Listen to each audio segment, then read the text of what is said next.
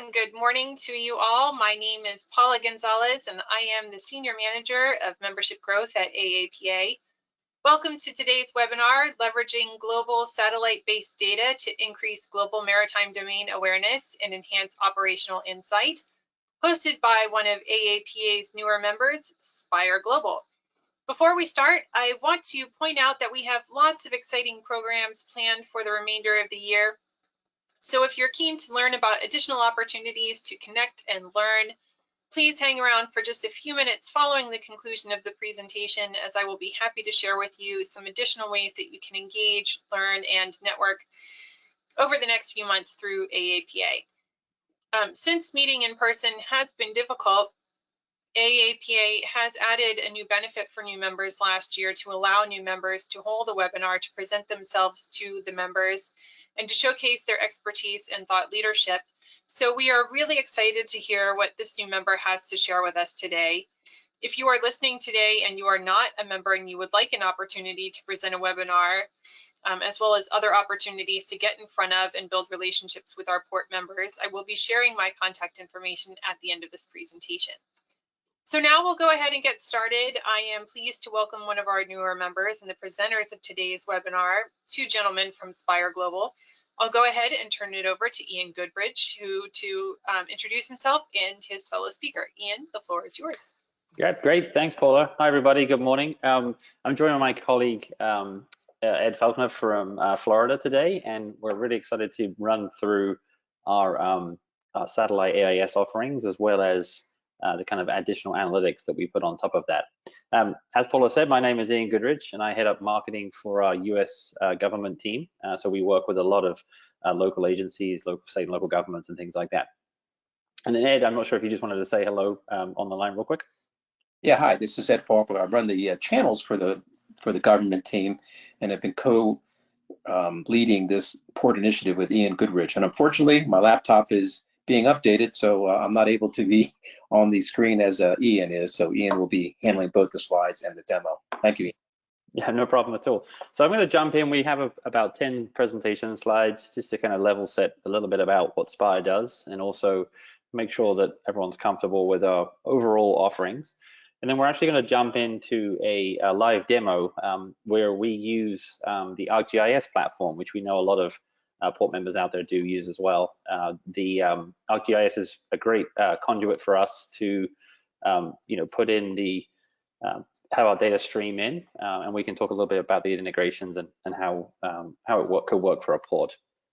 So, kind of level setting Spire Global. We are a very newly publicly listed satellite company, so we fall in that category of new space. I've been around for almost 9 to 10 years now. I've been here for almost 5 myself, and our core functionality really is our constellation of CubeSats. Those of you who have got my webcam turned on, there's actually a CubeSat on the table behind me here.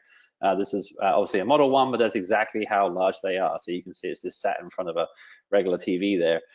We have 120 of those satellites on orbit, and each of those is capable of bringing 3 data sets down to Earth for us to work with and then deliver as a data solution. The one we're going to spend a lot of time on today is obviously the maritime data set, which is the AIS signal from open ocean. As well as parts of the world where there's no terrestrial coverage. We actually operate one of the largest RF sensing fleets out there. We don't do any imagery work. We have no cameras. All of our sensors are radio focused, which is good because they're very, very flexible. And over the last 8 to 9 years since we've been launching, we've got a constellation that has extremely different and interesting kind of orbit planes. So that gives us a really, really, really good global coverage. So I'm going to jump ahead to the next slide that kind of talks about our ecosystem. We do everything with the data. So we start with a concept of what we want to collect from space. We design the satellites. We build the satellites ourselves. The only thing we don't do is launch them. We don't have rockets, but we have plenty of obviously options there. From space, we collect that data. We do a lot of time cleaning it. Those of you who've worked closely with AIS data at scale will know that there's an awful lot of data cleansing to be done. And from that, we add a lot of machine learning some AI on top of that as well. Give you products such as ETA calculation, kind of spoofing detection for anybody out there interested in kind of security and things like that. And then we just get that out as a solution. All of our data comes out in basically either an API, so those of you who have worked with that before, for those of you who have, like I said, on ArcGIS, it also comes out as a feature service where you just plug it straight into a map and away we go. We don't just do maritime data. Obviously today we're going to be focusing on that. One of our other large focus over the last 6 years has been weather forecast. Often private weather companies do get talked about out in the market, and it's interesting for many reasons, one of which with our satellites we're able to collect a very unique kind of upper atmosphere weather forecast data variable, and that actually gives us a real advantage when it comes to maritime weather because we're actually able to collect data anywhere rather than relying on balloons being launched from land and then data that we receive from sensors out in the ocean. We're constantly scanning that world's atmosphere. So we will touch on the weather data a little bit, especially as it comes to accuracy in the kind of 2 to 3 day range, which is very important for planning. We have a couple of clients that use our data in the Gulf of Mexico for that exact reason, where they're very concerned about hurricane tracks and flooding impacts and wind gust impacts when it comes to moving oil and gas assets out the way. It's kind of amazing what you can do with radio from space. Each one of the things on this slide here are basically solutions that you can develop from just collecting radio information. When you tell people that you can actually improve a weather forecast using radio signals, it usually kicks off a giant conversation about how that happens. How do you do soil moisture from space using radio? All of it is to do with how things are bounced back, think kind of like a radar point of view, and how things pass through the atmosphere and things like that. So we can definitely have further conversations on that. And then just on the final one on the right here, it's always worth pointing out that we do actually offer space as a service, which is the ability for anybody who's interested, governments, private companies, universities, things like that, to actually put a payload inside a satellite, and then obviously we'll take care of everything else, and you just work with that data set and things like that. I won't spend too much time talking about that today, though.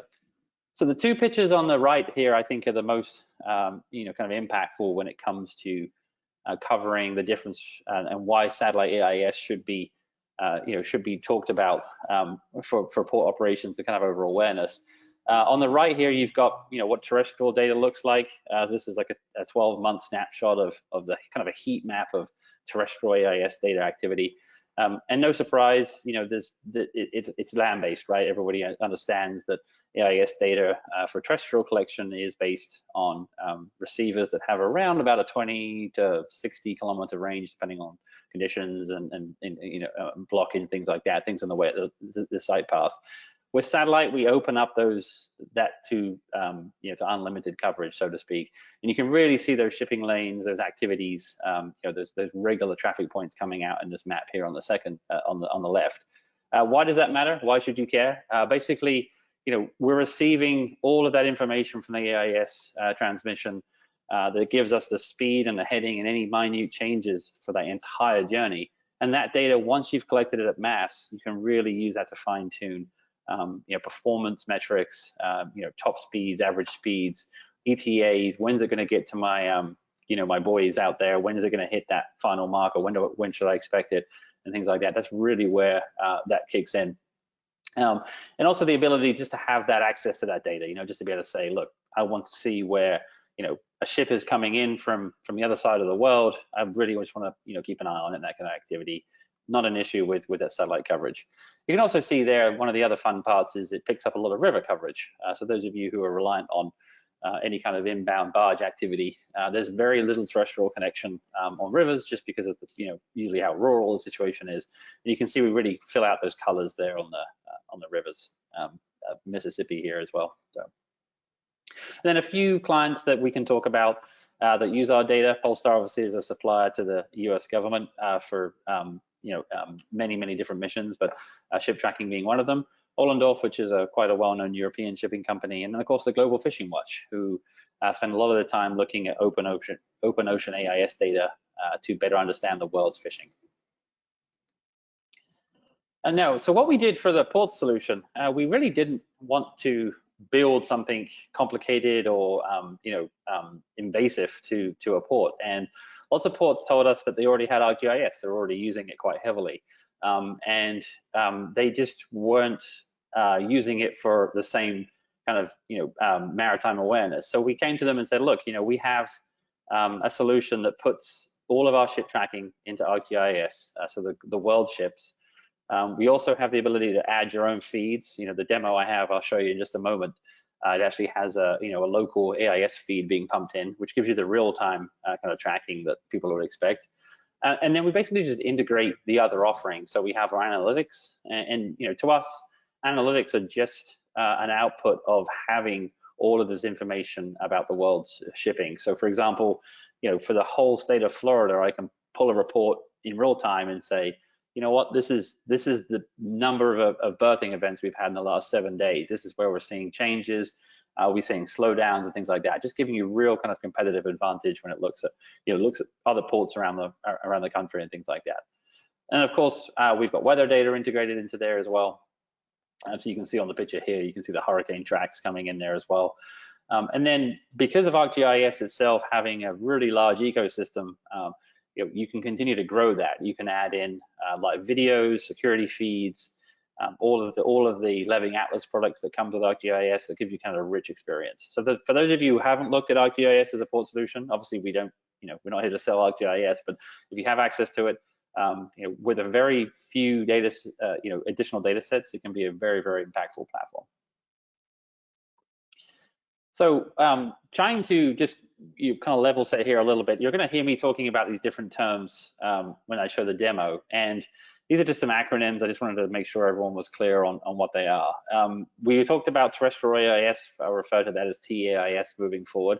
That is literally networks of ground-based receivers. Those of you who run a port, I'm sure you've got an antenna on one of your office buildings there, and you're pulling in that data. I've got one here in the office above me. Same thing for a river collection, and there's thousands and thousands of those. And as a provider of AIS, we actually have partnerships with many different providers of terrestrial AIS, and we bring that data in and add it to the feed. Satellite AIS is obviously the one that we pioneered with a CubeSat. And there's 3 providers of satellite AIS. There's actually probably a couple more tucked in there as well that have a few satellites up there. There's 3 providers of satellite AIS. And as of yesterday, those of you who have maybe followed Spire at all or who looked us up before the webinar here, we actually are acquiring the other largest one. So there's going to be 2 providers of satellite AIS now in the market. So one of our acquisition targets was Exactos, which is a provider of global AIS with extremely low latency. And again, happy to talk to anybody separately on getting into deep dive on latency and satellite performance metrics. The other one you may hear me throw out there is DAIS, and dynamic AIS. That's likely to be new to everybody on the call, and that's fine. But the best way to think about dynamic AIS is it's an innovation we brought to market about 1.5 years ago. And those of you who've used your mobile phone for traffic, when you bring up, if you're on an Apple device, you bring up Apple Maps, and you can see the red lines of traffic or orange lines of slowdown. I think everyone's probably pretty understanding of where that comes from. When you're actually navigating with your phone or other movement data, that's being sent and your speed's being tracked, and they're actually looking at those bottlenecks. Right? There's a famous story of a gentleman in Europe that bought a bunch of old Android devices, put them into a cart, and would drag them around the city and basically fake the heavy traffic. Right? The system would say, "Oh my gosh, there's a bunch of cars all bundled up here. They're not moving very fast. Let's make that a red line." It actually just was a guy pushing a cart of phones around. Interesting story, but go ahead and Google it. It does exist. And so dynamic AIS is our version of that using shipping. So we have around about 2,400 large, mainly cargo ships, mini container ships, out there that have a receiver. Obviously, a ship has its AIS systems on board, but it's actually gobbling up all of that AIS around it. So as you know, the ship is constantly monitoring its current situation, and that data is very interesting to us because usually where ships are heading into channels or paths or shipping lanes, etc., it gets quite busy, and there's this kind of sweet spot where a ship is too far away from land to be collected by terrestrial, and it's a busy area. So as our satellites buzz over the top, they see a lot of AIS messages, and occasionally some of the lower power ones, or just in general because of collision. Again, those of you who know AIS will understand that it's a time-based system, so a message can be reused many times, and when you look at it globally, one of the challenges of collecting it from space.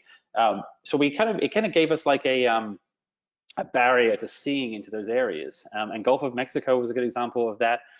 Where we were worried about losing transmissions, and obviously losing transmissions means we don't have as many positions, and that means that our ATAs and all the other extra products are impacted. So dynamic AIS is that it's ships buzzing around the world, collecting the AIS within their footprint, and then sending that to us directly, and then we're adding it in there. Benefit for us on that is obviously super low latency. It's a very quick signal. And again, it gives us that visibility into those busy areas. So that anyone who's ever looked at the South China Sea or Gulf of Mexico, Mediterranean, North Sea, you'll see what I'm talking about in just a second. Okay, so one of the other big asks we have with collecting the world shipping at all the time is incident analysis. So we have a product called we have a solution for Arcgis called the Time Machine.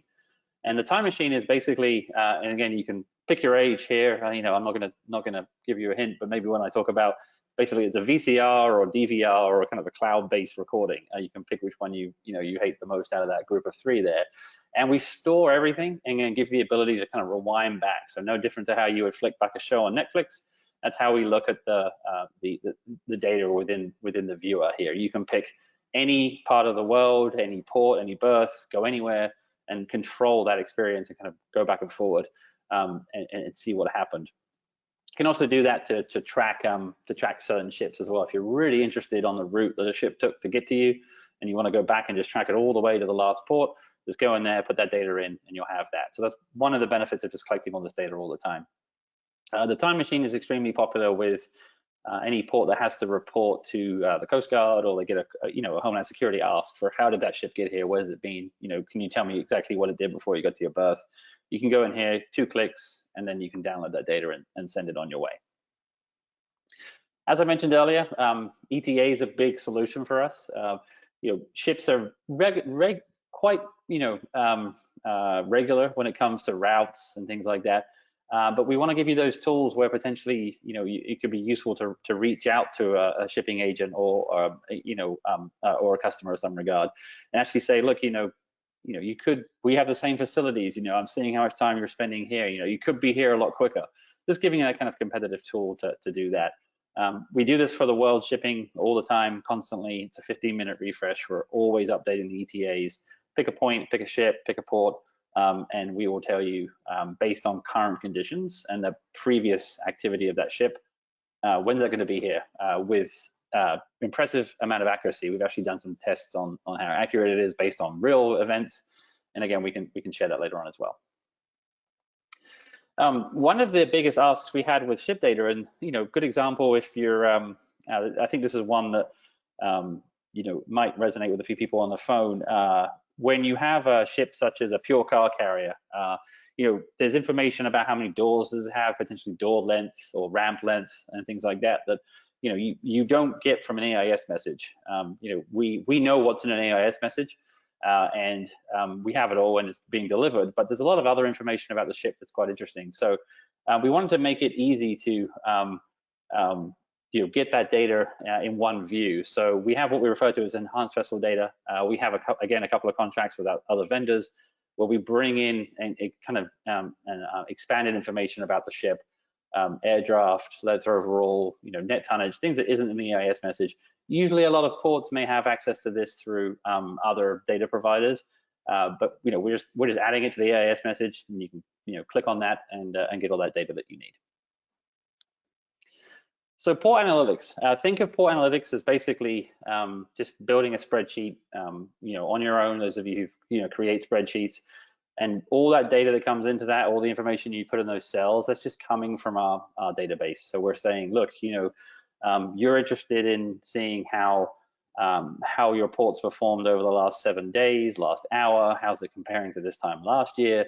Is my time in berth going up or down? Different ships doing different things. Any kind of billing questions. Those of you who do bunkering alongside, they may be interested to know how long a ship was next to another ship, just so you've got another reference for that you don't have to manually rely on. All of that can be done because the data is just sat here waiting to serve that purpose. So in the demo, I'll show a few charts of what that looks like. The important thing to note there is you can build your own alerts, you can build your own reports, and you can actually completely tailor that solution to what you need. And it isn't a case of spending money on it or having to work on it. You can go in there, click what you want, and then get those reports delivered. So some examples, we're going to look at these live here. Again, this is using Arcgis as a solution. We have Jacksonville on the right there, and then obviously kind of the overall Gulf view. I'll dig into this in a second in the live demo, and we can go from there. It's also kind of interesting. I talked a little bit on weather forecasting earlier, and what we have here is a recall track of Hurricane Ida, which obviously is unfortunately one of the storms that has caused a massive amount of problems for both the Gulf and the East Coast. And we're very careful to not say that a forecast is better than others. It's not about just putting a hand up and saying, hey, our forecast is more accurate and things like that. It's more about in a moment in time when, for planning purposes, were we able to show a track that ended up being more appropriate for that time and time period. And you can see when we ran this particular set of data here, you can see ours is the black track here. That's actually where we believed the storm the path it would follow. And you can see in that 2 to 3 day range from the moment this was run. So you've got August 27th at the bottom here as a start date, and that 2 to 3 day range as it comes up into the Gulf. You can see that our black track was very, very close to the red track, which is the actual track that the hurricane took. That was when I mentioned earlier, when I went back to the customers in the Gulf of Mexico that use that data for awareness there. That's the point that they're quite interested in. And one of the reasons for that impact is that RO collection I talked about. So the satellites here that are collecting that upper atmospheric weather data, all of that plays in to improve that overall forecast expectation there. Again, we could have a whole webinar talking about weather and weather prediction and the impact RO has and the offerings there. And maybe at one time we can do that, but happy to take other questions on that later on as well. So just again, kind of going back to what we're going to look at live. This is another Arcgis view. This is a view where someone wanted a lot of weather alerts. You can see the significant weather alerts there, and also kind of distance rings. They just wanted to see all those ships coming in. They just wanted those rings on there. Again, it's Arcgis. It's very customizable. No issues. This is one of the top asks as well. Geofencing. It's something that is extremely popular, and basically how we approach it is, again, we've got the data. We also have berth data, so we for pretty much 90 to 95% of the world's ports. In the US, it's extremely accurate. However, you can also add your own, right? So if you wanted to tie up a berth, so you can see here, this is an example for Jacksonville, just a demo example, not a real example. But you can see here that there's 2 berths where they were particularly interested in geofencing monitoring. And one of the reasons for that is it's kind of berths that are out of, far further to the west, a little harder to see from control tower and things like that. And literally when a ship enters that, if it's a Class A vessel, which is obviously, commercial and larger vessels, if it's a Class A vessel, it enters that geofence and it stops moving, we will trigger an email alert or a text message. Right now it sends an email, and then we'll log that activity of that in and out. And that became a very useful data set. This can be replicated hundreds of times in the same berth. It can be replicated globally, et cetera, and things like that. Kind of a combo of Arcgis and our data, so it's a nice use case. Oh, I touched on this earlier. Obviously, we're buying Exactos as our acquisition as a public company. This is news from 2 days ago, actually yesterday, I'm sorry. So you can see we're working up on this webinar up until the last minute here, talking about that. So, all right, very good. So that's it for the slide presentation. I'm going to stop presenting this and then jump over to the demo here. Feel free to drop any questions in while we're getting started, while I'm moving over here. We are happy to answer those, and I will plug us along here and get us going in a good time. So now I'm going to switch over to, you should be seeing a map of Jacksonville. Yeah, looks like we are. Great. So kind of like what you saw in the demo, sorry, the slides here. We're just focusing on Jacksonville. No particular reason, just support that I happen to pick and talk about. We've actually got all of the main Florida ports in here. With Ed being in Florida, I like to focus on Florida as much as I can. And just with one click, I can quickly zip out to down to Everglades here. And those of you who are who can see the screen here will notice that there's kind of two triangle kind of icons going on here. And what we've actually got going on in here is we've got two versions of ship positions.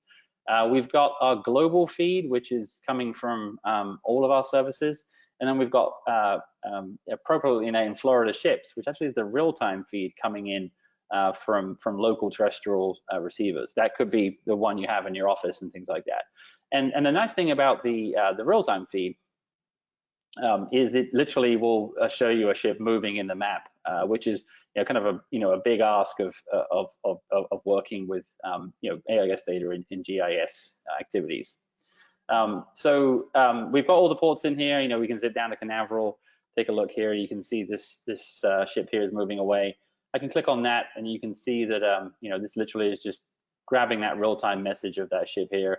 And then we've got the other data, which is kind of a more enriched API output. And you can see here, we've got Bahama Spirit here, a cargo ship, and we're just grabbing some of the information from the AIS message and bringing it into there. So far, just relatively self-explanatory, kind of using AIS data within a map. You'll notice there's a purple kind of map around the Jacksonville area here. This is our kind of geofence alert. So when a ship passes in through that line, we consider that into the port, and then if that ship would then stop at a berth, we consider that an event. And the reason I'm bringing that up is later on when we look at port analytics, that's where that concept actually came from. I can zoom out to show you that this is a truly global feed as well, and I think it's always impressive to see that the world shipping really is in this viewer, and if you're looking to track ships that are coming into the ports and things like that, all of the data is in here.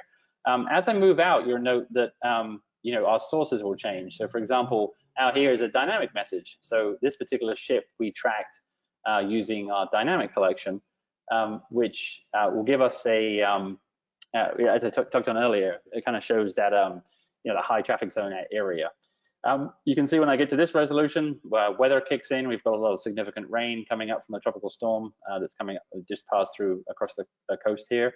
And then just, buzzing over to Savannah, you can see that their anchorage area, like a lot of ports that deal with container ships, is extremely full still. We can go take a look at Long Beach. That was quite incredible to see the number of ships here. So again, there's an area around here showing, an anchorage area for us for tracking it and things like that.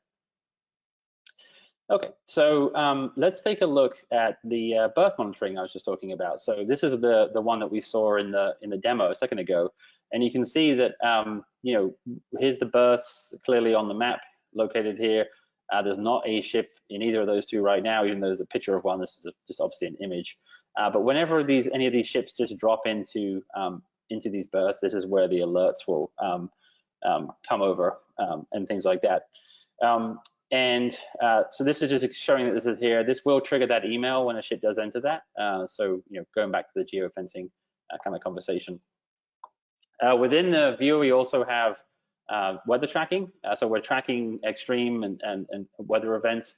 Obviously, you don't have to look at the whole state here. Let's pick on Jacksonville again. If I zoom into that area, you'll see that there's no weather alerts currently. And if I just zoom out just a touch, you'll see there's a moderate one over here. There's a flood warning, but it's all the way over here on the west of the coast here. So just showing the power of kind of using ArcGIS and all those embedded layers.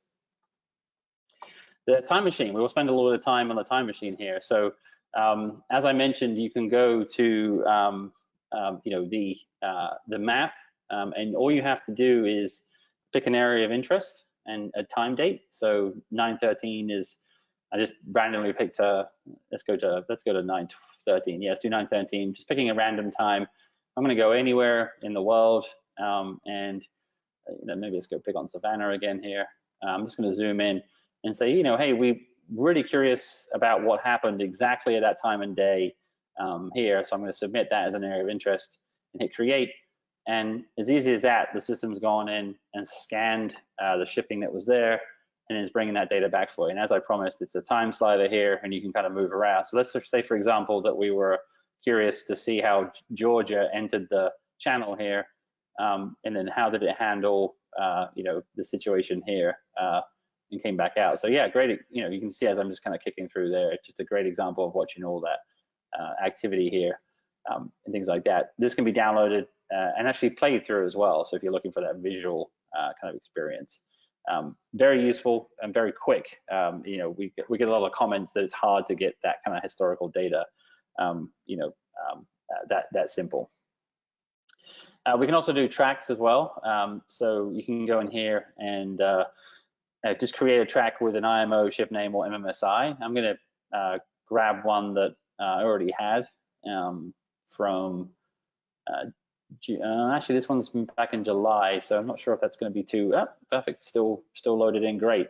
So for example, I was just saying I was curious, how did the New Noble get to the US?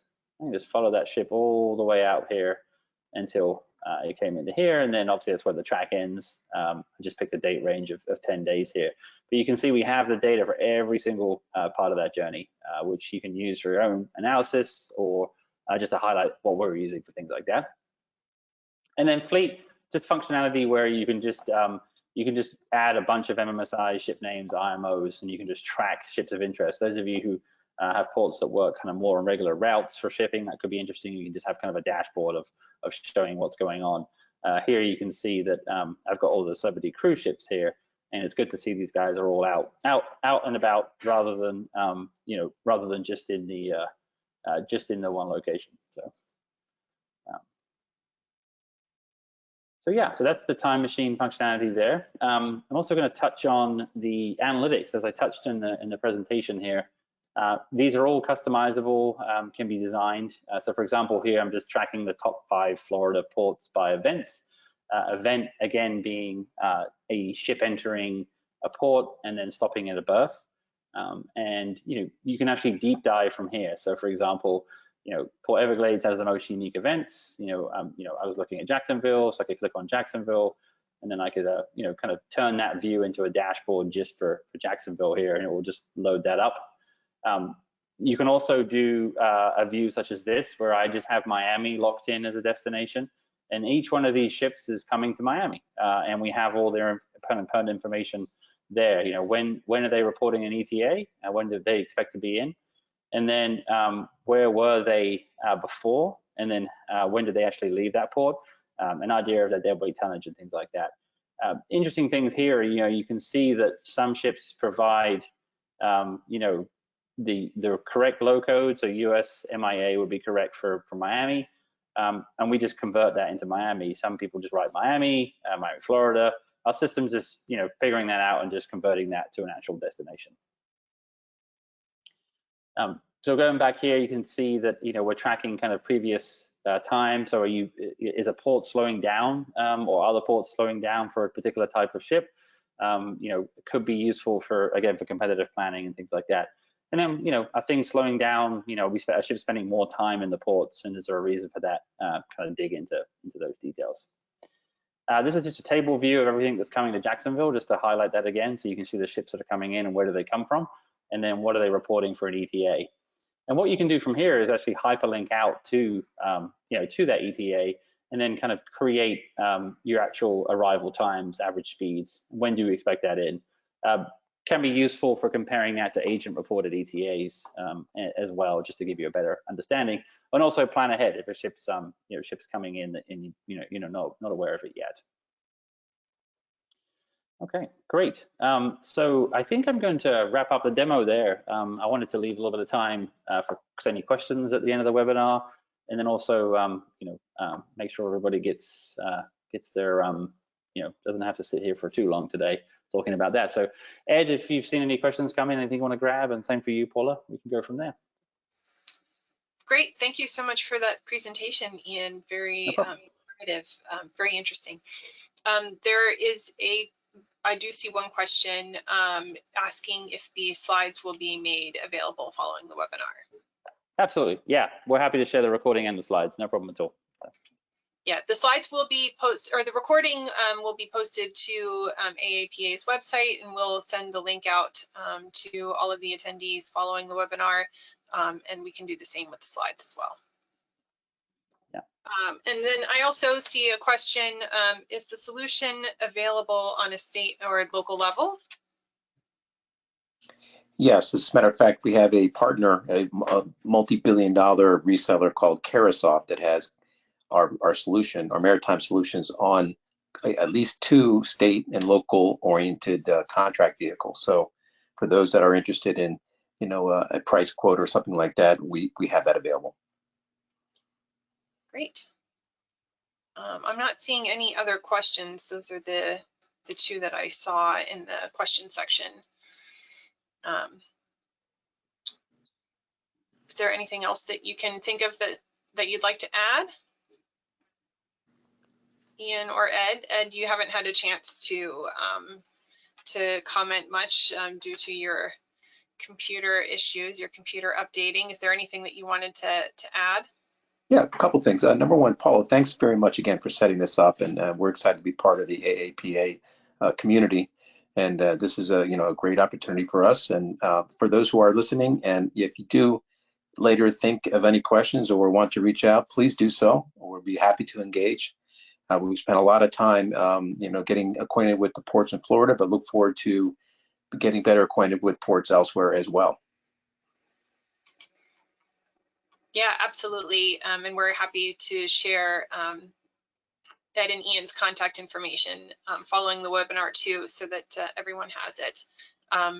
So if there's nothing else, Ed or Ian, I will steal the presentation from you so that I can share my screen. So let me go ahead and do that so that I can show my screen. So if you'll just hang in with me for just a few moments. Yeah, so just hang in for just a few moments so I can share some upcoming events and promotions that may interest you. I'll share my screen, and hopefully you can see my slides here. So our next webinar, we have a webinar next week. DocTech is going to be presenting on the digital twin of waterways in ports, how to leverage existing traffic to increase safety and utilization for all stakeholders. That will be on September 23rd at 11 a.m. So please stay tuned for that and register for that if that's of interest to you. Our annual convention is going to be taking place. It's hard to believe it's less than 2 weeks away. We're so excited for it. It's in Austin, Texas from September 26th through the 29th. We're very excited to be meeting in person. We have over 300 attendees and we still have people signing up today. And if you are interested in attending, today is the last day to sign up and get your hotel room booked in our hotel block. At the room rate, the discounted hotel room rate. So if you're planning on attending and you haven't reserved your room, you need to do that today. And you do have to register for the event before we send you the link to register for to get your hotel room. So might want to get on that today. We've got a really, really great program planned. It starts off day 1 with a golf tournament to benefit the Foundation for Seaports of the Americas, which provides emergency relief fund for the port employees, emergency relief fund. So that program, if you're not familiar with it, that funds ports in need and employees of ports in need. For example, those have been hit by natural disasters like Hurricane Ida and the tropical storm and hurricane that just hit in the Gulf Coast. Our ports, we've recently had applications from ports and port employees in need. So that golf tournament is really important. And if you aren't able to attend the golf tournament, we're of course always accepting donations directly to the foundation for that. So very much appreciate any participation in that program.